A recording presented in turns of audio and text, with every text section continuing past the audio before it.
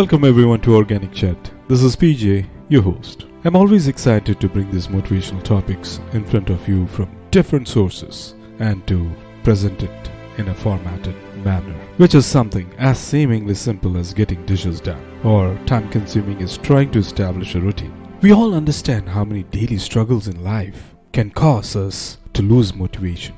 Sometimes having a lot to do can be overwhelming to the point of feeling hopeless, right? And we want to give up before we even begin. Lack of motivation is often an issue with those dealing with both physical and mental health issues. We all understand that sometimes just getting out of bed is a big task by itself, right? So let's get into our today's topic. Before that, once again, I welcome you all to Organic Chat, and this is PJ. Osho said the greatest fear in the world is the opinion of others. And the moment you're unafraid of the crowd, you are no longer a sheep. You become a lion. A great roar arises in your heart, the roar of freedom. Sheep have no freedom. The sheep live with fear and uncertainty every day. A sheep never leads. A lion never follows. A lion has complete control of his or her life. The lion does not accept scraps and does not get told what to do or where to go. The lion goes about his business fearlessly and with extreme competence. You will never lead a lion to the slaughterhouse. They will lead you. The lion is the king of the jungle. They are not the tallest, heaviest, largest, or the smartest animal on the entire planet, but still is the king. Why lion is regarded as the king of the jungle? They are a great source of encouragement. It is not because of the fear that makes other animals afraid of the lion, but attitude and respect which they have for them. A lion thinks that he can eat anything on the planet irrespective of size. His only concern is to cease hunger. It is your mind that takes your lead, you as a leader. Attitude produces behavior and behavior turns into habit. But everything begins with thinking. Then it has a courage to stand and fight. It doesn't give up till the end of the goal of catching the prey is achieved. And then it has strength to go bravely in own direction. They make their own path. Lions never follow the herd. As I mentioned just now, they do it, find their own direction. Mastering yourself, it's true strength. Boldness, have a lion hunt or attack. Their rule is to decide, commit and hunt. No standing around wanting for permission. Just focus. They don't go alone. Lions hang out in prides because they know their strength in numbers, and everyone has a valuable part to play in the pride and survival. It is easier to thrive when you have growth and resources of others to support you.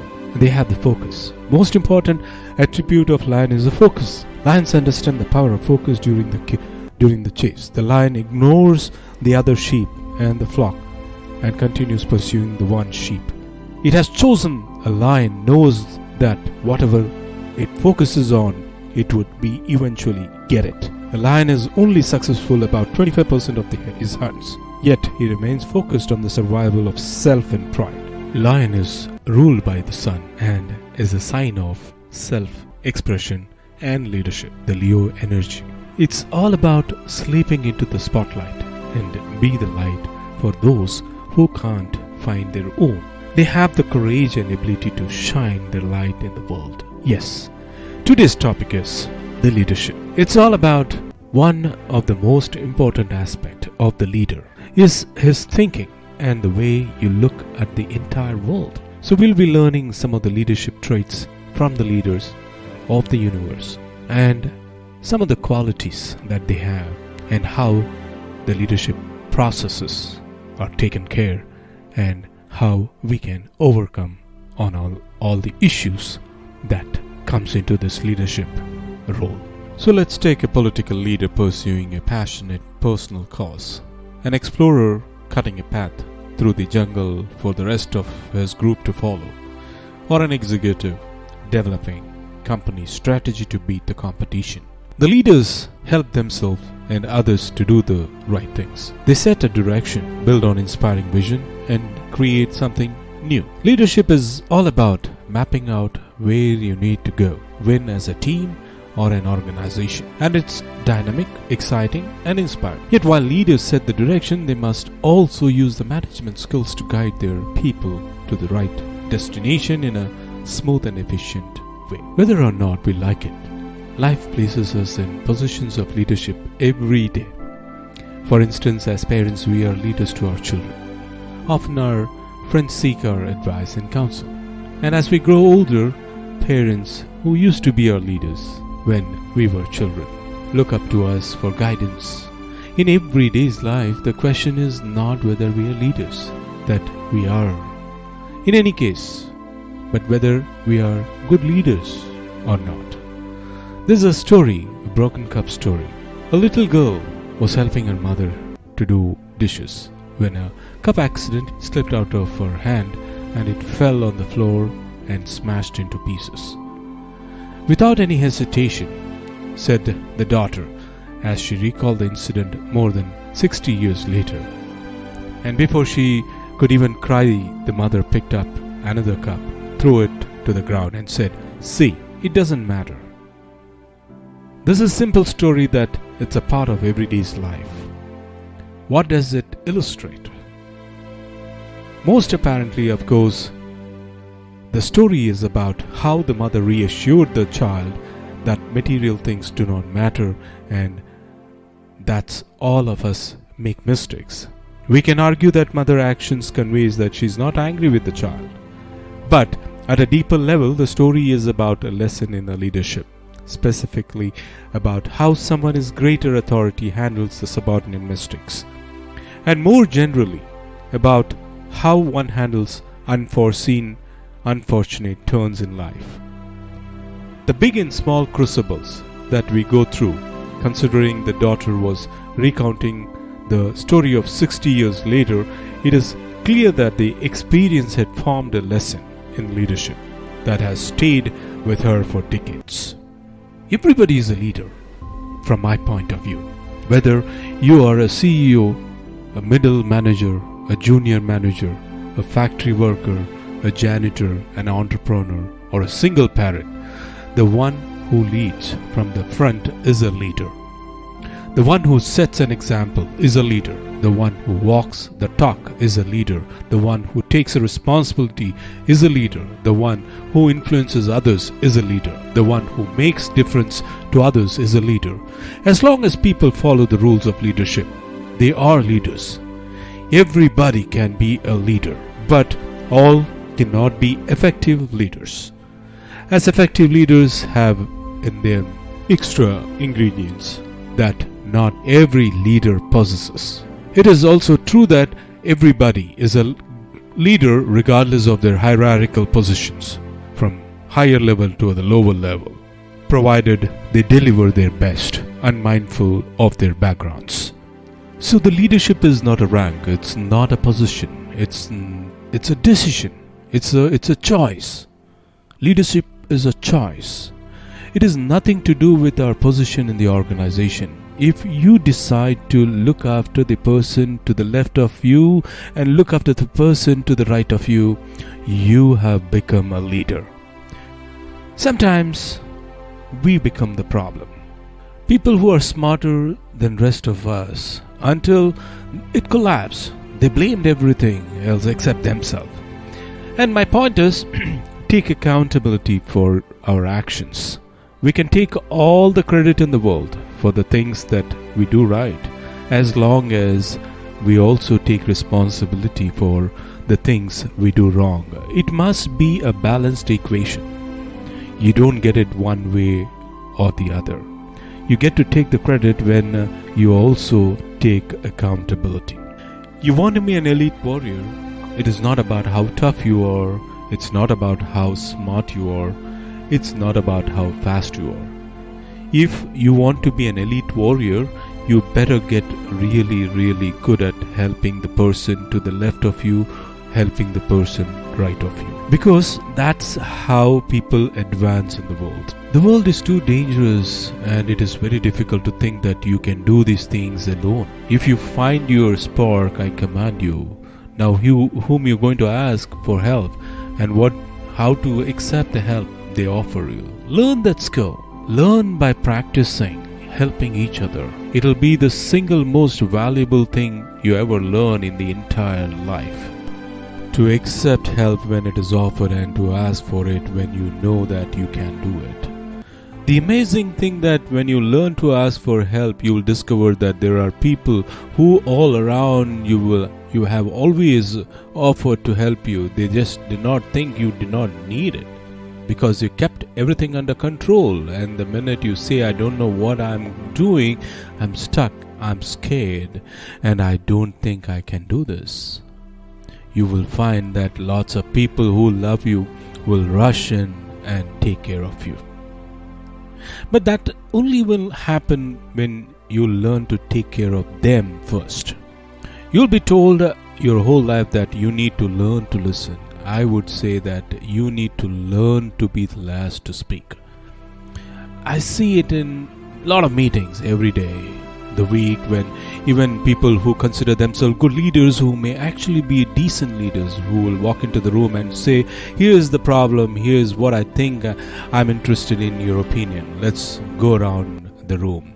It's too late. The skill to hold your opinion to yourself until everyone has spoken does two things. One is gives everybody else the feeling that they have been heard. Gives everyone else the ability to feel that they have contributed. And the second one is you get the benefit of hearing what everybody else has to think before you render your opinion. The skill is really to keep your opinions to yourself. If you agree with somebody, don't nod yes. If you disagree with somebody, don't nod no. Simply sit there, take it all in, and the only thing you are allowed to do is ask questions so that you can understand what they mean and why they have the opinion that they have. You must understand from where they are speaking, why they have the opinion they have, not just what they are saying. And at the end, you will get your turn. It sounds easy, but it's not. Practice being the last to speak. That's what Nelson Mandela did. Remember this. As you gain a fame, as you gain fortune, as you gain position and seniority, people will treat you better. They will hold doors open for you. They will get a cup of tea and coffee without you even asking you. They will call sir and ma'am, and they will give you stuff. None of that stuff is meant for us. That stuff is meant for the position that we hold. It is meant for the level that we hold or have achieved of leader or success or whatever we call it as. But you will always deserve a styrofoam cup. Remember that, and remember that lesson of humility and gratitude. You can accept all the free stuff. You can accept all the perks. Absolutely, you can enjoy them.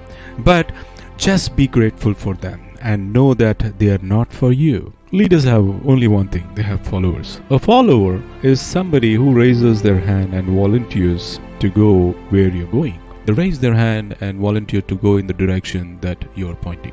And so to lead others means that you have a clear vision of that the world that could exist. And by articulating that cause, that vision, that purpose over and over again, it inspires people who believe who want to see that world, built to join, to go with you and to figure out ways. And so for me in my work, what leadership means is articulating this world in which vast majority of us wake up every single day inspired to go to work and come home every single day fulfilled by the work that we do. That doesn't mean that we have to like it every day, yeah? But we can love every day. But you don't like your children every day, but you love your children every day, right? So the more I talk about this world that does not exist, because right now the world we live in, the vast majority of people, 90% plus, don't love what they do. They may like it, but they don't love it.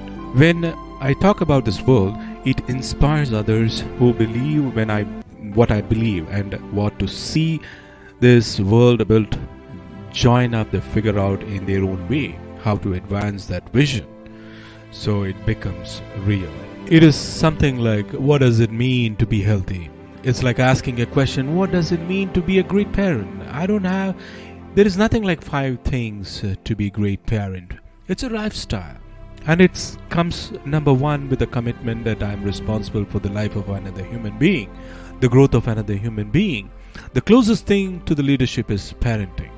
You have to be an infinite student of parenting, and you want to be a parent. You ask your friends, you ask your own parents, you join groups, you read magazines, you watch talks, whatever it is, you are constantly consuming how to deal with this constantly changing challenges of being a parent. And it's ups and downs and successes and failures. That's what it is. Leadership is the same. Great leaders are students of leadership. No matter how achieved they may be, they are still learning. And it's a lifestyle. It's a lifestyle of what I need to do, look after people, which includes things like listening and learning how to receive feedbacks, learning how to have effective confrontation, how to discipline when necessary. In a way, it is constructive. Get to know people, learning what it means to ask somebody questions. How do you ask questions? Like some people are naturally good at being curious about other human beings. Some people are uncomfortable because they are introverts or whatever, socially awkward. But we can learn, how do you learn to remember people's name? Well, I'm bad at names. No, you just decided to be bad at names. We can learn to be good at names so that when we walk down the hall, say, hi, Tom. Oh my God, he remembers my name. It's a nice feeling. It's a lifestyle. There are many, many things that we can do constantly to be a great leader, to create that environment, everything that we're talking about in the infinite game is really, really hard. It is so much easier to build a company based on short-term ambitions than it is an infinite cause. It is. It's also fun until it is not. Less inspiring, but sometimes fun. Hitting a goal feels good. It's much easier to just hire and fire people frequently. Hire fast, fire fast. It is hiring slowly and firing slowly because we try take care of our people best we can. It's just hard to build teams. All that stuff we talked about, the leadership. What am I supposed to build the trusting team? Well, I wish I could give the 5 things that are really very, very hard to be a parent. It's much easier to be an uncle or an aunt or not having kids. It's hard, right? So why do it? It's fun and exciting to beat our competitors, and exciting to try and beat.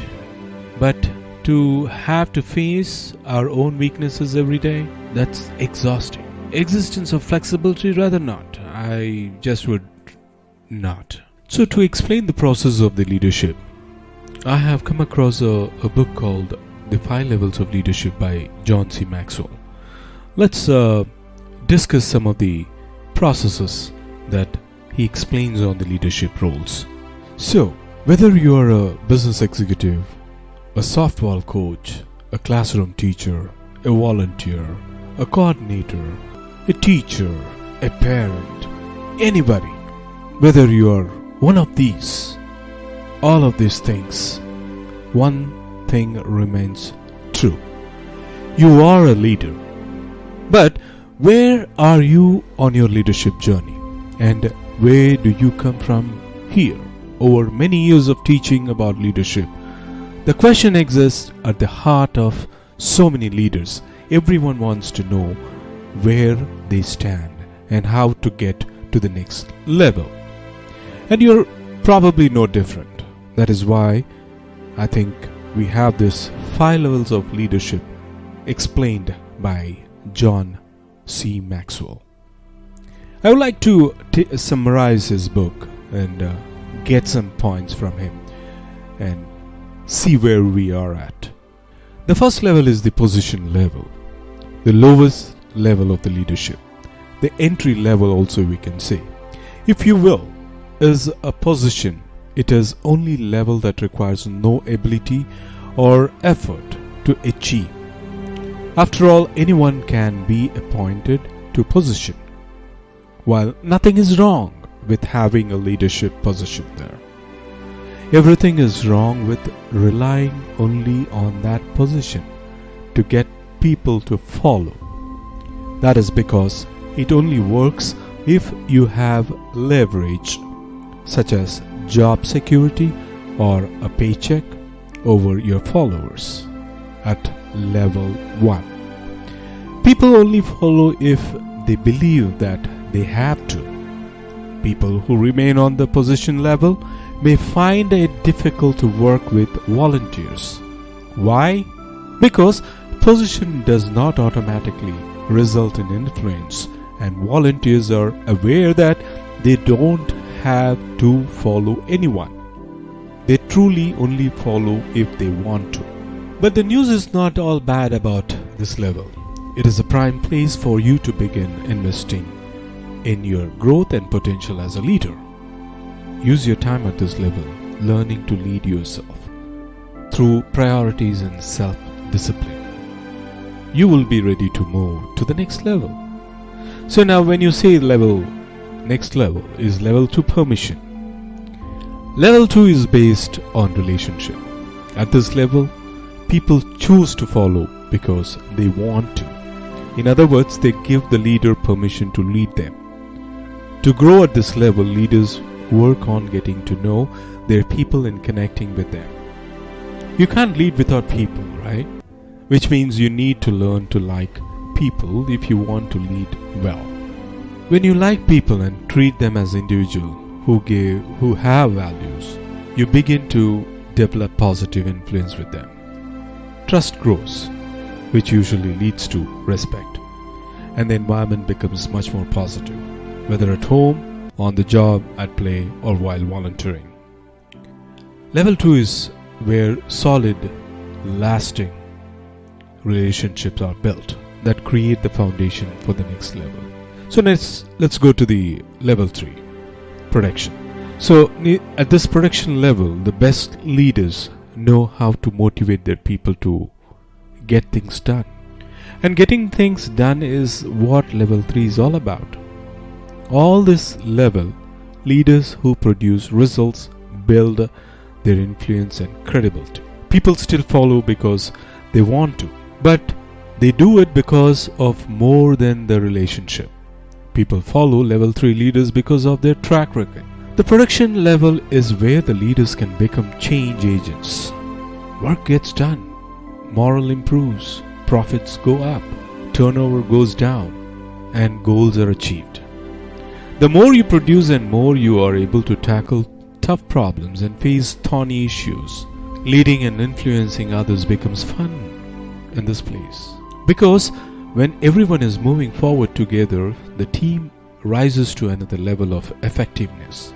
This is very important to note here that the goal with these 5 levels is not to move away from one level to grow at a new level. Instead, these 5 levels of leadership build upon each other. In other words, level 3 leaders still need to do the things that make level 2 happen. They just add level 3 strategies to mix. And as they become effective at level 3, they are ready to layer on the goals of the next level. The next level is people's development level. Now this level can be summed up in one word: reproduction. Now what does that mean? Your goal at this level is to identify and develop as many leaders as you can by investing in them and helping them grow. The reason is simple. When there are more leaders, more of the organization's mission can be accomplished. The people you choose to develop may show great potential for the leadership, or they may be diamonds in the rough. But the main idea is the same. When you invest in them, you reproduce yourself. The more you raise up new leaders, the more you will change the lives of all members of the team. As a result, people will follow you because of what you have done from them personally. And the added bonus, some of these mentoring relationships are likely to last a lifetime. So to grow at this people's development level, you need to make investing in leaders a priority and take intentional steps every day to help them grow. Do consistently for long enough and you may begin to reap the rewards of the next level. The final level is level 5, which is pinnacle. This is where everybody wants to be. The highest level of the leadership is also most challenging to attain. So it requires long life as well as intentionality. You simply can't reach level 5 unless you are willing to invest your life into the lives of others for the long haul. But if you stick with it, if you continuously focus on the both growing yourself at every level and developing leaders who are willing to and able to develop other leaders, you may find yourself at the pinnacle. The commitment to becoming pinnacle leader is sizable, but so are the payoffs. Level 5 leaders develop level 5 organizations. They create opportunities other leaders don't. They create a legacy in what they do. People follow them because of who they are and what they represent.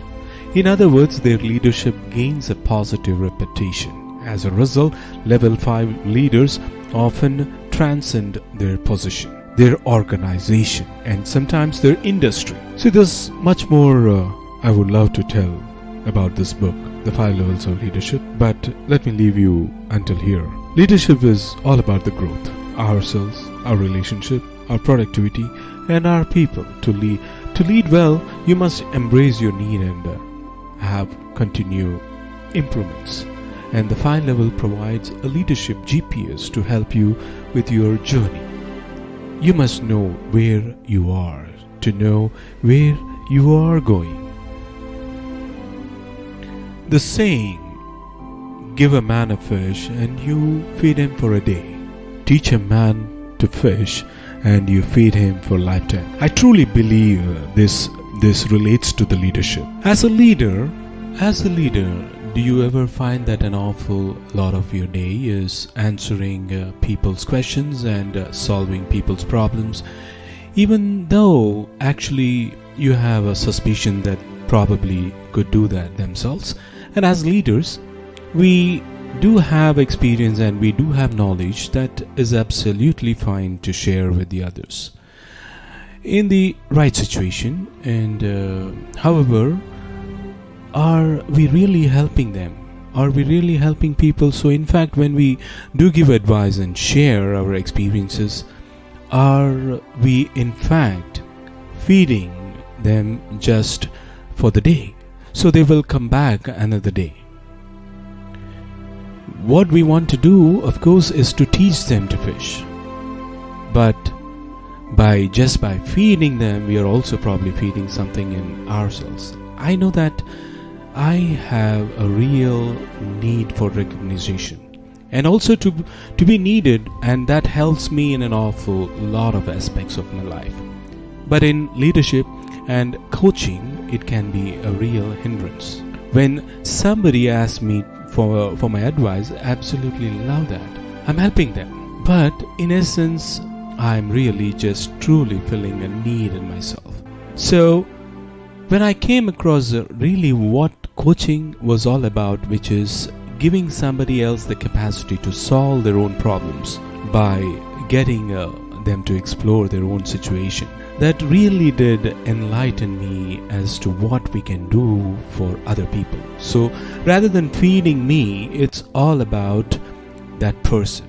I came across a story a number of years ago which really helps me to relate and think about what I'm doing to help other people. And that's the story of a man who came across a butterfly cocoon.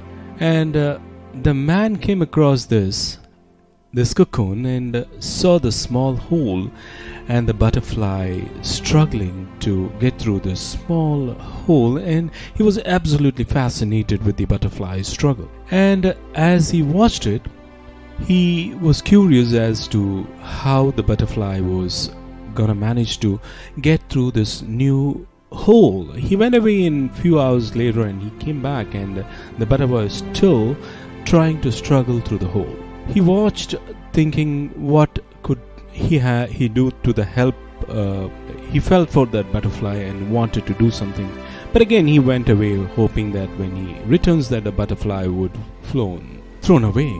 So when he did return, to his dismay, the butterfly was still trying to struggle through the hole and looked like it was almost giving up and could not hold himself back. So he wanted to help us fly so much, he took a pair of scissors and he cut through the cocoon and out, and the butterfly came out with ease. But his absolute horror, instead of the butterfly that he expected, the butterfly had an engorged body and the wings broke. Because the man, in his haste to help, did not realize that the struggle for the butterfly to get through the hole in the cocoon actually serves to force the fluid from its body into its wings, so it can fully be formed to fly as a butterfly it should. So that's the story, stays with me and helps remind me that whenever I'm leading and coaching, or when I'm talking to people, I can do in service for other people. So I challenge as a leader to, next time, before we dive into and give advice, is to think about how much pleasure we get from solving problems, and instead give the greatest gift of giving the other person the pleasure of solving their own problems by asking great questions, getting them to explore their situation, and more importantly, it's about patience, waiting while in fact the person probably struggles to their own solution, because great leaders are surrounded by beautiful butterflies. So before leaving, I would like to say, to handle yourself, use your head, and to handle others, use your heart. So until next week with a new episode, signing off, PJ on Organic Chat. Take care, goodbye.